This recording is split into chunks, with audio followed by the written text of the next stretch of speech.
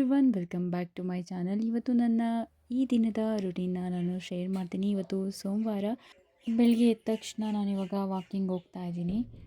5:30ಗೆ ಎದ್ದೆ. ಬೇರೆ ಕೆಲಸ ಎಲ್ಲ ಮುಗಿಸ್ಬಿಟ್ಟು ನಾನು ವಾಕಿಂಗ್ ಹೋಗೋಷ್ಟರಲ್ಲಿ 6 ಗಂಟೆ ಆಗೋಯಿತು. ಸಮ್ಮರ್ ಅಲ್ವಾ, 6 ಗಂಟೆಗೆಲ್ಲ ಇಷ್ಟು ಬೆಳಕಾಗ್ಬಿಟ್ಟಿರುತ್ತೆ. ಇನ್ನು ಚಳಿಗಾಲದಲ್ಲೆಲ್ಲ ಫುಲ್ ಕತ್ಲೆನೇ ಇರುತ್ತೆ 6-7 ಗಂಟೆ ಆದ್ರೂ. ಆದರೆ ಸಮ್ಮರ್ ಆಗಿರೋದ್ರಿಂದ ಬೆಳಕು ತುಂಬ ಚೆನ್ನಾಗಿದೆ. ಹಾಗಾಗಿ ಸುಮಾರು ಒಂದು ಅರ್ಧ ಗಂಟೆ ವಾಕ್ ಮಾಡೋಣ ಅಂತೇಳಿ ವಾಕ್ ಮಾಡ್ತಾಯಿದ್ದೀನಿ. ನಮ್ಮ ಮನೆ ಹಿಂದೆ ರೋಡ್ ಇದೆ. ರೋಡ್ ದಾಟಿದ್ರೆ ನಮ್ಮ ಅಜ್ಜಿ ಅವ್ರದ್ದು ಪ್ರಾಪರ್ಟಿ ಬರುತ್ತೆ. ಸೊ ಹಂಗಾಗಿ ಅಲ್ಲಿ ಯಾರೂ ಅಷ್ಟಾಗಿ ಓಡಾಡಲ್ಲ. ಹಾಗೆ ಸುಮಾರು ಒಂದು ಅರ್ಧ ಗಂಟೆ ಓಡಾಡ್ತಾ ಇದ್ದೆ. ಇನ್ನೊಂದು ಅರ್ಧ ಗಂಟೆ ಎಕ್ಸ್ಟೆಂಡ್ ಮಾಡೋಣ ಅಂತ ಅಂದ್ಕೊಂಡು ಓಡಾಡ್ತಾ ಇದ್ದೆ. ನಮ್ಮ ಅಜ್ಜಿ ಅಲ್ಲಿ ಕನಕಾಂಬರ ಗಿಡಕ್ಕೆ ನೀರು ಹಾಕ್ತಾಯಿದ್ರು. ಹಾಗೆ ಸುಮ್ಮನೆ ಕೂತಿದ್ರು. ನನ್ನನ್ನು ಕರೆದ್ರು. ಅವ್ರು ಮಾತಾಡೋಕ್ಕೆ ಸಾಮಾನ್ಯ ಕರೀತಾರೆ. ಹೋಗೋಣ ಒಂದು 10 ನಿಮಿಷ ಅಷ್ಟೇ ಮಾತಾಡೋಣ ಅಂತ ಅಂದ್ಕೊಂಡೆ. ಯಾಕಂದರೆ ನಮ್ಮ ಅಜ್ಜಿ ಹತ್ರ ಕೂತ್ಕೊಂಡ್ರೆ ಒಂದು ಗಂಟೆಗಟ್ಟಲೆ ಆಗೋಗ್ಬಿಡುತ್ತೆ ಒಂದೊಂದು ಟೈಮು. ಅವರಂತೂ ಹೆಂಗೆ ಸ್ಟೋರಿ ಹೇಳ್ತಾರೆ ಅಂದರೆ, ಒಂದು ಸ್ಟೋರಿಲಿ ಪ್ರತಿಯೊಂದು ಎಕ್ಸ್ಪ್ಲೈನ್ ಮಾಡಬೇಕು. ಎಕ್ಸಾಂಪಲ್ ಹೆಂಗಂದರೆ, ಇವಾಗ ಅವರು ಆಸ್ಪತ್ರೆಗೆ ಹೋಗಿ ಸುದ್ದಿ ಹೇಳ್ತಾಯಿದ್ರು. ಅವರು ಸುಮ್ಮನೆ ಕೂತಿದ್ರು. ನಮ್ಮ ಮಾವ ಯಾವ ಥರ ಬಂದರು, ಯಾವ ಥರ ಕರೆದ್ರು, ಮತ್ತು ಯಾವ ಟೈಮ್ಗೆ ಅಲ್ಲಿಗೆ ಹೋದ್ರು, ಅಲ್ಲಿ ಹೋದಾಗ ಡಾಕ್ಟ್ರು ಯಾವ ಥರ ಡ್ರೆಸ್ ಹಾಕಿದ್ರು, ಹೆಂಗೆ ಕಾಣ್ತಾಯಿದ್ರು, ಆಮೇಲೆ ಅವ್ರು ಏನಂದರು, ಅವ್ರಿಗೆ ನೀವು ಇವ್ರೇನಂದರು, ಇವ್ರಿಗೆ ಅವ್ರೇನಂದರು, ಎಲ್ಲನೂ ಡೀಟೈಲಾಗಿ ಹೇಳಬೇಕು. ಪ್ರತಿ ಒಂದು ಪಾಯಿಂಟು ಬಿಡೋಲ್ಲ ನಮ್ಮ ಅಜ್ಜಿ. ಅಷ್ಟು ನೀಟಾಗಿ ಎಕ್ಸ್ಪ್ಲೈನ್ ಮಾಡ್ತಾರೆ ಆ ಒಂದು ಘಟನೆನ. ಸೊ ಅದು ಎಲ್ಲರ ಕೈಲೂ ಆಗೋಲ್ಲ. ಅದಕ್ಕೂ ಒಂದು ಕಲೆ ಇರಬೇಕು ಅನ್ನೋದು ನಮ್ಮ ಅಜ್ಜಿನ ನೋಡಿ ಗೊತ್ತಾಯಿತು. ಯಾಕಂದರೆ ನಾವು ಕೂಡ ಅಷ್ಟು ನೀಟಾಗಿ ಎಕ್ಸ್ಪ್ಲೈನ್ ಮಾಡಲ್ಲ. ಅಷ್ಟೆಲ್ಲ ಮಾತುಗಳನ್ನ ಕೇಳಿಕೊಂಡು ಮನೆಗೆ ಬಂದೆ. ಆ್ಯಂಡ್ ನಾನು ಬೇಜಾರು ಮಾಡ್ಕೊಳ್ಳಲ್ಲ. ಯಾಕಂದರೆ ಅಜ್ಜಿಗೆ ಆಲ್ರೆಡಿ ಏಜ್ ಆಗಿದೆ. ನಾವು ಅವ್ರ ಹತ್ರ ಎಷ್ಟು ಟೈಮ್ ಸ್ಪೆಂಡ್ ಮಾಡ್ತೀವೋ ಅಷ್ಟು ಪ್ರೀಸಿಯಸ್ ಅಂತ ಅನಿಸುತ್ತೆ ನನಗೆ. ಅದಕ್ಕೋಸ್ಕರ ಸೊ ಬಂದು ಬೇರೆದೆಲ್ಲ ಕೆಲಸ ಮಾಡಿಕೊಂಡು ಬಾಗಿಲಿಗೆಲ್ಲ ನೀರು ಹಾಕಿ ರಂಗೋಲಿ ಎಲ್ಲ ಬಿಟ್ಬಿಟ್ಟು ಸೀದಾ ಅಡುಗೆ ಮನೆಗೆ ಹೋಗಿ ನನಗೋಸ್ಕರ ನಾನು 1/4 ಟೀ ಸ್ಪೂನ್ ಕಾಳು ಮತ್ತು ಒಂದು ಅರ್ಧ ಟೀ ಸ್ಪೂನ್ ಜೀರಿಗೆ ಹಾಕಿ ನೀರನ್ನ ಚೆನ್ನಾಗಿ ಕುದಿಸ್ಕೊಂಡು ಕುಡಿಯೋಣ ಅಂತ ರೆಡಿ ಮಾಡ್ಕೊಳ್ತಾ ಇದ್ದೆ. ಸೊ ಇದನ್ನು ಕುಡಿಯೋದ್ರಿಂದ ಡೈಜೆಷನ್ ತುಂಬ ಚೆನ್ನಾಗಿರುತ್ತೆ. ಆ್ಯಂಡ್ ವೆಯ್ಟ್ ಲಾಸ್ ಮಾಡೋರಿಗೆ ತುಂಬ ಹೆಲ್ಪ್ ಆಗುತ್ತೆ ಇದು. ಮತ್ತು ವೆಯ್ಟ್ ಲಾಸ್ ಮಾಡದೇ ಇರೋರಿಗೂ ಕೂಡ ಡೈಜೆಷನ್ ಚೆನ್ನಾಗಿರಬೇಕು, ಗ್ಯಾಸ್ಟ್ರಿಕ್ ಆಗಬಾರ್ದು ಅಂತನ್ನೋದಾದರೆ ಇದನ್ನು ಕುಡಿದ್ರೆ ತುಂಬ ಒಳ್ಳೆಯದು. ಇನ್ನು ನನ್ನ ಅಬ್ಸರ್ವ್ ಮಾಡೋದಾದರೆ ನನ್ನ ಕೂದಲೆಲ್ಲ ತುಂಬ ಫ್ರೀಝಿ, ಅಂದರೆ ಆಯಿಲ್ನೆಸ್ ಕಡಿಮೆ. ಸ್ನಾನ ಮಾಡಿದ್ಮೇಲಂತೂ ಫುಲ್ ಕೂದಲೆಲ್ಲ ಎತ್ಕೊಂಡಂಗೆ ಇರುತ್ತೆ. ಸೊ ಅದಕ್ಕೋಸ್ಕರ ನಾನು ಈ ಹೋಮ್ ರೆಮಿಡೀಸ್ನ ಟ್ರೈ ಮಾಡ್ತಾ ಇದ್ದೀನಿ. ಹಾಲನ್ನ ಒಂದು ಸ್ಪ್ರೇ ಕಂಟೈನರಲ್ಲಿ ಹಾಕ್ಕೊಂಡು ನನ್ನ ಕೂದಲಿಗೆ ಸಿಂಪಡಿಸ್ಕೊತಾ ಇದ್ದೀನಿ. ಪೂರ್ತಿ ಕೂದಲಿಗೆ ನೀಟಾಗಿ ಅದನ್ನು ಸ್ಪ್ರೇ ಮಾಡಿಕೊಂಡು ಒಂದು 20 ನಿಮಿಷ ಬಿಟ್ಟು ಸ್ನಾನ ಮಾಡಿದ್ರೆ ಫ್ರೀಝಿನೆಸ್ ಕಡಿಮೆ ಆಗುತ್ತೆ ಅಂತ. ಇದು ಹೋಮ್ ರೆಮಿಡೀಸ್ ನನಗೆ ವರ್ಕ್ ಆಗಿದೆ. ಆದರೆ ಒಂದಿನ ಮಾಡಿ ಬಿಟ್ಬಿಡೋದಲ್ಲ, ಕಂಟಿನ್ಯೂಯಸ್ ಆಗಿ ಇದನ್ನು ಮಾಡಬೇಕು. ನಿರಂತರವಾಗಿ 1 ತಿಂಗಳು 2 ತಿಂಗಳು 3 ತಿಂಗಳು ಮಾಡ್ಕೊಂಡು ಬಂದರೆ ಫ್ರೀಝಿನೆಸ್ ಕಡಿಮೆ ಆಗುತ್ತೆ ಅಂತ ಹೇಳ್ತಾರೆ. ನಾನು ಇವಾಗ ಸ್ಟಾರ್ಟ್ ಮಾಡಿದ್ದೀನಿ. ಇದರ ರಿಸಲ್ಟ್ ಬಂದಮೇಲೆ ನಾನು ಖಂಡಿತ ನಿಮ್ಮ ಜೊತೆ ಶೇರ್ ಮಾಡ್ತೀನಿ. ಹಾಗೆ ಅವಲಕ್ಕಿ ಇತ್ತು, ಕೆಂಪು ಅವಲಕ್ಕಿ. ಅದನ್ನು ಚೆನ್ನಾಗಿ ಹುರಿದ್ಬಿಟ್ಟು ಒಂದು ಗ್ಲಾಸ್ ಕಂಟೈನರಲ್ಲಿ ಹಾಕಿ ಅಂದರೆ ಅವಲಕ್ಕಿ ಪೂರ್ತಿ ಮುಳುಗುವಷ್ಟು ನಾನು ಹಾಲು ಹಾಕಿ ನೆನೆಸಿಡ್ತಾ ಇದ್ದೀನಿ, ಒಂದು ಡೆಸರ್ಟ್ ಮಾಡೋಣ ಅಂಥೇಳಿ.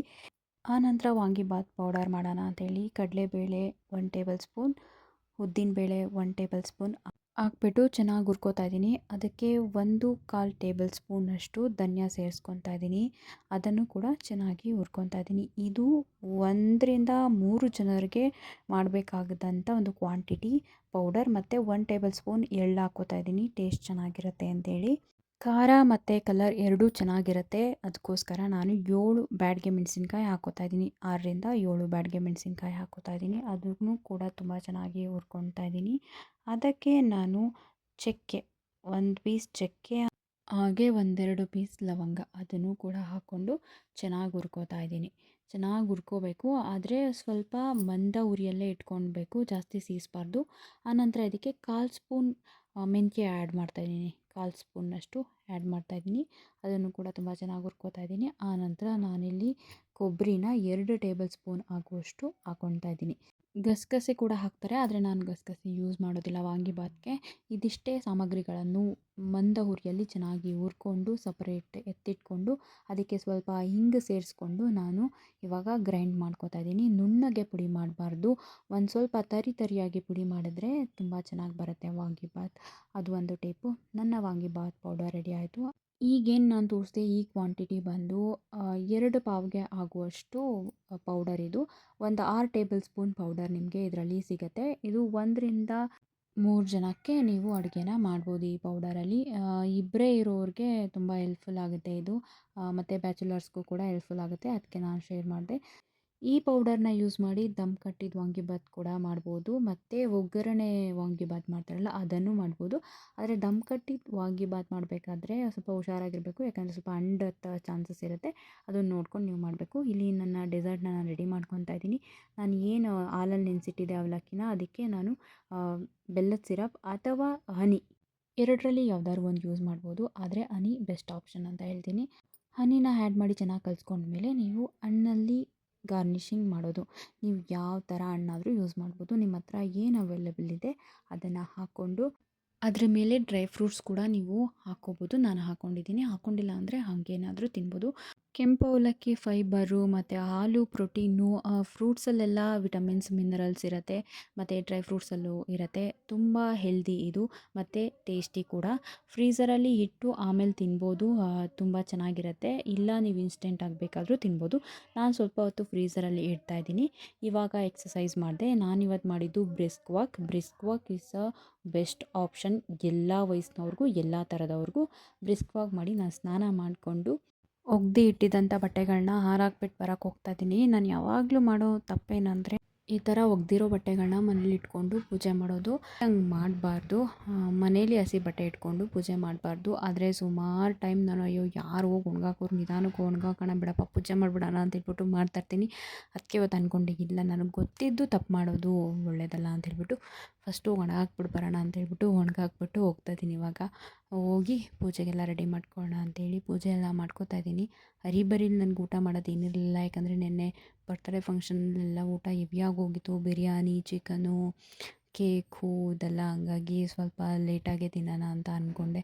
ಹಾಗೆ ಫಾಸ್ಟಿಂಗ್ ಮಾಡ್ದಂಗೂ ಅನಿಸುತ್ತೆ ದೇವ್ರ ಪೂಜೆ ಮಾಡೋವರೆಗೂ ಅಂತ ಹೇಳ್ಬಿಟ್ಟು ಮಾಡ್ತಾಯಿದ್ದೀನಿ. ಒಂದು ಅರ್ಧ ದಿನ ಫಾಸ್ಟಿಂಗ್ ಮಾಡ್ದಂಗೆ ಆಗುತ್ತೆ ಅಂತ ಹೇಳಿ ಏನು ತಿಂದೇ ಮಾಡ್ತಾಯಿದ್ದೀನಿ. ಜಸ್ಟು ಜೀರಿಗೆ ವಾಟರ್ ಅಷ್ಟೇ ಕುಡ್ದಿದ್ದೆ. ಇವಾಗ ಪೂಜೆಗೆಲ್ಲ ರೆಡಿ ಮಾಡ್ಕೋತಾ ಇದ್ದೀನಿ. ಪೂಜೆ ಎಲ್ಲ ಮಾಡಿಬಿಟ್ಟು ಆನಂತರ ಊಟ ಮಾಡೋದು. ಈ ಪ್ರೋಸೆಸ್ ಇದೆಯಲ್ಲ, ಕೆಲಸ ಮಾಡೋದು, ಅಡುಗೆ ಮಾಡೋದು, ಪೂಜೆ ಮಾಡೋದು, ಆನಂತರ ಊಟ ಮಾಡೋದು, ಈ ಪ್ರೋಸೆಸ್ಸೇ ತುಂಬ ಚೆನ್ನಾಗಿದೆ. ಅದರಲ್ಲೂ ಒಂದು 3 ಗಂಟೆಗೆ ಎದ್ದು ಒಂದು 9 ಗಂಟೆಗೆಲ್ಲ ಈ ಕೆಲಸಗಳನ್ನ ಮುಗಿಸ್ಕೊಬಿಟ್ರೆ ಆ ದಿನ ಎಷ್ಟು ಖುಷಿಯಾಗುತ್ತೆ ಗೊತ್ತಾ. ಎಲ್ಲ ಕೆಲಸ ಮುಗೀತು, ಪೂಜೆ ಕೂಡ ಮುಗೀತು. ಈಗ ಊಟ ಮಾಡ್ತಾಯಿದ್ದೀನಿ. ಸುಮಾರು 2 ಗಂಟೆ ಆಯಿತು. ನನಗೆ ಬೇಗ ತಿನ್ನಬೇಕು ಅಂತೇನು ಇರಲಿಲ್ಲ ಇವತ್ತು. ಬಿರಿಯಾನಿ, ಬರ್ತ್ಡೇ ಪಾರ್ಟಿ, ಕೇಕು ಈ ಥರ ಎಲ್ಲ ಸಿಕ್ಕಾಬಟ್ಟೆ ನೆನ್ನೆ ತಿಂದಿದ್ದರಿಂದ ಹೊಟ್ಟೆ ಹಸಿವಾಗಲಿಲ್ಲ. ಹೊಟ್ಟೆ ಹಸಿವಾದಾಗೆ ತಿನ್ನಬೇಕು ಅಂತ ಇತ್ತು ನನಗೆ. ಹಂಗಾಗಿ ಆಯ್ತದ ಚೆನ್ನಾಗಿ ಬಂದೈತೆ ವಾಂಗಿಬಾತ್ ಮಾತ್ರ. ಇಲ್ಲಿ ವಾಂಗಿಬಾತ್ನ ನಾನು ಹಾಗೆ ಅನ್ನ ಸಪ್ರೇಟ್ ಮಾಡ್ಕೊಂಡು ಮಾಡೋಣ ಅಂತ ಅಂದ್ಕೊಂಡೆ. ಟೈಮ್ ಇಲ್ದಿರೋದಕ್ಕೆ ಹಿಂಗೆ ಮಾಡಿದೆ. ಪೌಡ್ರೇನು ಮಾಡಿಕೊಂಡೆ, ಅದು ಅನ್ನ ಸಪ್ರೇಟ್ ಮಾಡಿಕೊಂಡು ಬದನೆಕಾಯಿನ ಸಪ್ರೇಟ್ ಒಗ್ಗರಣೆಗೆ ಹಾಕಿ ಬದನೆಕಾಯಿಗೆ ಹುಳಿ ಹಾಕಿ ಬೇಯಿಸ್ಕೊಂಡು ಮಾಡಿದ್ರೆ ಇನ್ನೂ ತುಂಬ ಚೆನ್ನಾಗಿ ಬರುತ್ತೆ. ನೆಕ್ಸ್ಟ್ ಟೈಮ್ ನಾನು ಆ ಥರ ಟ್ರೈ ಮಾಡ್ತೀನಿ. ನಾನು ಇನ್ನೊಂದು ಏನು ಮಾಡಿದ್ದೆ, ಅದು ಡೆಸರ್ಟ್. ಅದನ್ನ ನನ್ನ ಹಸ್ಬೆಂಡ್ ಇವಾಗ ತಿಂತಾಯಿರೋದು, ಬಟ್ ನಾನು ಒಟ್ಟಿಗೆ ತಿಂತಾಯಿದ್ದೀನಿ. ಯಾಕಂದರೆ ಇನ್ನು ಸಂಜೆ ಆದಮೇಲೆ ಫ್ರೂಟ್ಸ್ ತಿಂದರೆ ಅಷ್ಟು ಹೆಲ್ದಿ ಅಲ್ಲ ಅಂತ. ಆಮೇಲೆ ಸುಮ್ಮನೆ ಸಾಯಂಕಾಲದ ಹೊತ್ತು, ಆಮೇಲೆ ಕೋಲ್ಡ್ ಆಗಿರೋದು ತಿನ್ನಬಾರ್ದು ಸಾಯಂಕಾಲದ ಹೊತ್ತು ಅಂತ ಹೇಳ್ಬಿಟ್ಟು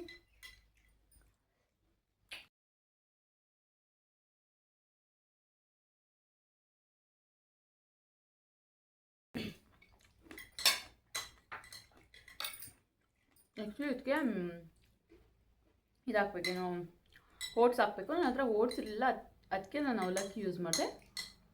ಚೆನ್ನಾಗಿ ಬಂದು ಹುರಿದ್ಬಿಟ್ಟು ಸ್ವಲ್ಪ ಯೂಸ್ ಮಾಡಿದೆ, ಯಾಕಂದರೆ ಲೋಳೆ ಥರ ಬರಬಾರ್ದು ಅಂತ. ಲೋಳೆ ಥರ ಏನು ಬರೋಲ್ಲ, ಅದು ಆ್ಯಕ್ಚುಲಿ ಓಟ್ಸಲ್ಲಿ ಬರೋದು, ಬಟ್ ಹಂಗೂ ಬರಬಾರ್ದು ಅಂತ ಹೇಳ್ಬಿಟ್ಟು ಹಂಗೆ ಮಾಡಿದೆ. ಚೆನ್ನಾಗಿ ಆನಂತರ ನನ್ನ ಎಡಿಟಿಂಗ್ ಕೆಲಸಗಳಿತ್ತು, ನಾನು ಅದನ್ನೇ ಮುಗಿಸ್ಕೊಂಡೆ. ಅದೇ ಸುಮಾರು ಟೈಮ್ ಹಿಡಿತು ನನಗೆ. ಆನಂತರ ನನ್ನ ಎಡಿಟಿಂಗ್ ಎಲ್ಲ ಮುಗಿಸ್ಕೊಂಡು ಲಾಸ್ಟಲ್ಲಿ ಬಟ್ಟೆಗಳೆಲ್ಲ ತೊಗೊಂಡು ಬರೋಣ ಅಂತ ಹೋಗ್ತಾಯಿದ್ದೆ. ಯಾಕಂದರೆ ಮಳೆ ಬರೋ ಥರ ಇತ್ತು. ಮಳೆ ಬರೋಲ್ಲ, ಬಟ್ ಬರೋ ಥರ ಇತ್ತು. ಏನಾದ್ರು ಬಂದುಬಿಟ್ರೆ ಒಗ್ದಿರೋದೆಲ್ಲ ವೇಸ್ಟ್ ಆಗಿಬಿಡುತ್ತೆ ಅಂತೇಳ್ಬಿಟ್ಟು ಹೋಗಿ ತೊಗೊಂಡು ಬಂದೆ. ಆಮೇಲೆ ಕರೆಂಟ್ ಕೂಡ ಹೊರಟೋಗಿತ್ತು. ಕರೆಂಟ್ ಬರೋಷ್ಟರಲ್ಲಿ ಬೇರೆ ಕೆಲಸಗಳನ್ನೆಲ್ಲ ಮುಗಿಸ್ಕೊಂಡು ಇನ್ನು ನಾಳೆ ಮೀಲ್ ಮಾಡೋದಿತ್ತು, ಪ್ರಿಪೇರೆಲ್ಲ ಮಾಡ್ಕೋಬೇಕು. ಅದೆಲ್ಲ ಮಾಡಿಕೊಂಡು ನಾನು ಸ್ವಲ್ಪ ಓದ್ಕೊಳ್ಳೋದಿತ್ತು, ಅದೆಲ್ಲ ಓದ್ಕೋಬೇಕು. ಮತ್ತು ಒಂದಷ್ಟು ಪಾಯಿಂಟ್ಸ್ ಎಲ್ಲ ನೋಟ್ ಮಾಡೋದಿತ್ತು ನನಗೆ, ಅದೆಲ್ಲ ಮಾಡ್ಕೋಬೇಕು. ಸಾಕಷ್ಟು ಕೆಲಸಗಳಿತ್ತು. ಇವಾಗ ನಾನು ಮಾಡ್ತಾ ಇರೋದು ಕರ್ಡ್ ಅಂದರೆ ಮ್ಯಾಂಗೋ ಕರ್ಡ್ ಮಾಡ್ತಾಯಿದ್ದೀನಿ. ಇದು ಅಷ್ಟು ಚೆನ್ನಾಗಿ ಬರಲಿಲ್ಲ, ನಾನು ಇವಾಗಲೇ ಹೇಳ್ಬಿಡ್ತೀನಿ. ಯಾಕೆ ಅಂದರೆ ನಾನು ಯೂಸ್ ಮಾಡಿದ್ದು ಕರ್ಡ್ ಅಲ್ಲ, ನಾನು ಯೂಸ್ ಮಾಡಿದ್ದು ಮಜ್ಜಿಗೆ ಯೂಸ್ ಮಾಡಿದ್ರಿಂದ ಅದೇನೋ ಅಷ್ಟು ನೀಟಾಗಿ ಬರಲಿಲ್ಲ. ಅಂದರೆ ಕರ್ಡ್ನ ಫರ್ಮೆಂಟೆಡ್ ಮಾಡೋಕ್ಕೆ ನಾವು ಕರ್ಡ್ನೇ ಯೂಸ್ ಮಾಡಬೇಕು. ಮಜ್ಜಿಗೆ ಯೂಸ್ ಮಾಡಿದ್ರೂ ನಡೆಯುತ್ತೆ, ಬಟ್ ಯಾಕೋ ಇದಕ್ಕೆ ನನಗೆ ಸರಿಯಾಗಿ ಬರಲಿಲ್ಲ. ಮಜ್ಜಿಗೆ ಯೂಸ್ ಮಾಡಿದ್ರೆ ಕರ್ಡ್ ಯೂಸ್ ಮಾಡೋದೇನೇ ಬೆಸ್ಟು ಅಂತ ಅನ್ನಿಸ್ತು ನನಗೆ. ಬಟ್ ಓಕೆ, ಒಂದಷ್ಟು ಮೊಸರು ಸಿಕ್ತು ನನಗೆ. ಜಸ್ಟು ಮೇಲ್ಗಡೆ ಏನು ಬಂತು ಅದನ್ನು ಮಾತ್ರ ತೊಗೊಂಡು ನೀರಿದ್ದದನ್ನೆಲ್ಲ ಸೋರಿಸ್ಬಿಟ್ಟೆ ನಾಳೆಗೆ. ಬಟ್ ನಾನು ಅದನ್ನು ವೀಡಿಯೋ ಮಾಡ್ಕೊಂಡಿದ್ರು ನಾನು ಲಾಂಗ್ ವೀಡಿಯೋಗೆ ಹಾಕಲ್ಲ, ಮೇ ಬಿ ಶಾರ್ಟ್ಸ್ಗೆ ಹಾಕ್ಬೋದು ಅದನ್ನ. ಇನ್ನು ಸಂಜೆ ಒಂದು ಒಳ್ಳೆ ಟೀ ಮಾಡಿಕೊಂಡು ಕೊಟ್ಬಿಟ್ಟು ಎಲ್ಲ ಪ್ರಿಪ್ರೇಷನ್ನು ಮಾಡಿಕೊಂಡೆ. ಮತ್ತು ನನಗೆ ಸಿರಿಧಾನ್ಯದ್ದು ನನಗೆ ಗಂಜಿ ಹಿಟ್ಟು ಬೇಕಿತ್ತು, ಗಂಜಿ ಹಿಟ್ಟು ಕೂಡ ಮಾಡಿಕೊಂಡೆ. ನಾನು ಒಂದೇ ಒಂದು ಸಿರಿಧಾನ್ಯ ಯೂಸ್ ಮಾಡಿ ಗಂಜಿ ಹಿಟ್ಟು ಮಾಡಿಕೊಂಡೆ, ಮಿಕ್ಸ್ ಮಾಡಿಲ್ಲ ನಾನು. ಅದು ಖಾಲಿ ಆದಮೇಲೆ ನಾನು ಬೇರೆ ಟ್ರೈ ಮಾಡ್ತೀನಿ, ಅದು ಚೆನ್ನಾಗಿ ಬರುತ್ತಾ ಇಲ್ವಾ ಅಂತ ಒಂದೇ ಒಂದು ಸಿರಿಧಾನ್ಯದಲ್ಲಿ ಟ್ರೈ ಮಾಡಿದೆ. ಅದು ಟ್ರೈ ಮಾಡಿದ ಮೇಲೆ ನಾನು ಅದನ್ನ ಶೇರ್ ಮಾಡ್ತೀನಿ. ಮತ್ತು ನಾಳೆಗೆಲ್ಲ ನೆನೆ ಹಾಕ್ಕೊಂಡಿದ್ದೆ, ಡ್ರೈ ಫ್ರೂಟ್ಸು ಮತ್ತು ಮೆಂತ್ಯ ಎಲ್ಲನೂ ನೆನೆ ಹಾಕ್ಬಿಟ್ಟು ನನಗೆ ಓದ್ಕೊಳ್ಳೋದಿತ್ತು, ಅದ್ರ ಕಡೆ ಹೋಗಬೇಕಿತ್ತು. ಹಾಗಾಗಿ ನಾನು ಬೇಗ ಎಲ್ಲ ಕೆಲಸಗಳನ್ನ ಮುಗಿಸ್ಕೊಂಡು, ಒಂದಷ್ಟು ಟಾರ್ಗೆಟ್ ಇತ್ತು ನನಗೆ ಈ ದಿನ ಎಷ್ಟು ಓದಿ ಮುಗಿಸ್ಬೇಕು ಅಂತೇಳಿ, ಅದನ್ನೆಲ್ಲ ಮುಗಿಸ್ಬಿಟ್ಟು ಒಂದು ಸ್ವಲ್ಪ ತಾದ್ಮೇಲೆ ಬಂದು ನೋಡ್ತಾ ಇದ್ದೀನಿ ಮೊಸರು ಆಗ್ತಾಯಿದೆಯಾ ಅಂತ. ಒಂದು ಮಟ್ಟಕ್ಕೆ ಆಗ್ತಾಯಿತ್ತು, ಆದರೂ ನನಗೆ ಅಲ್ಲೇ ವಿಶ್ವಾಸ ಹೊರಟೋಯ್ತು ಅಷ್ಟು ಚೆನ್ನಾಗಿ ಬರಲ್ಲ ಅಂತ. ಯಾಕಂದರೆ ನಾನು ಈ ಹಿಂದೆ ಗಮನಿಸಿದ್ದೆ ಅಲ್ವಾ ಮೊಸರು ಹೆಂಗೆ ಬರುತ್ತೆ ಅಂತ. ಇವತ್ತು ಆಲ್ಮೋಸ್ಟ್ ನನ್ನ ಅರ್ಧ ದಿನ ಎಡಿಟಿಂಗಲ್ಲೇ ಹೋಯಿತು. ಸುಮಾರು 5 ವೀಡಿಯೋ. ಯೂಟ್ಯೂಬ್ ಕೂಡ ಅಷ್ಟು ಈಸಿ ಇಲ್ಲ, ಅದು ಒಂಥರ ಜಾಬ್ ಥರ. ಎಡಿಟ್ ಮಾಡೋಕ್ಕೇ ಅರ್ಧ ದಿನ ತೊಗೊಳುತ್ತೆ ಅಂತಂದರೆ ಅಲ್ಲಿಗೆ ಅರ್ಥ ಮಾಡ್ಕೊಳ್ಳಿ. ಅರ್ಧ ದಿನ ನಾವು ಶೂಟ್ ಮಾಡೋಕ್ಕೇ ಟೈಮ್ ಸ್ಪೆಂಡ್ ಮಾಡಿದ್ರೆ, ಇನ್ನು ಅರ್ಧ ದಿನ ನಾವು ಎಡಿಟ್ ಮಾಡೋಕ್ಕೆ ಕೊಡಬೇಕು. ಇನ್ನೂ ವಾಯ್ಸ್ ಓವರ್ ಕೊಟ್ಟಿಲ್ಲ, ನಾಳೆಗೆ 5 ವೀಡಿಯೋ ಇದೆ. ಅದರ ಅರ್ಥ ಇನ್ನೂ ಎಡಿಟಿಂಗ್ ಅರ್ಧ ಬಾಕಿ ಇದೆ ಅಂತ. ಯಾವುದು ಅಷ್ಟೊಂದು ಸುಲಭ ಇಲ್ಲ ಜೀವನದಲ್ಲಿ, ಯಾವುದೇ ಆಗಲಿ ಅಷ್ಟು ಈಸಿಯಾಗಿ ದಕ್ಕೋದಿಲ್ಲ. ಸಾಕಷ್ಟು ವಿಚಾರಗಳನ್ನ ಕಲ್ತ್ಕೊಂಡು, ಸಾಕಷ್ಟು ಮೆಮೊರೀಸ್ನ ಕಲೆಕ್ಟ್ ಮಾಡಿಕೊಂಡು ಈ ದಿನ ನಾನು ಇಲ್ಲಿಗೆ ಏನು ಮಾಡ್ತಾಯಿದ್ದೀನಿ. ಮತ್ತೊಂದು ವೀಡಿಯೋದಲ್ಲಿ ಸಿಗ್ತೀನಿ. Thanks for watching.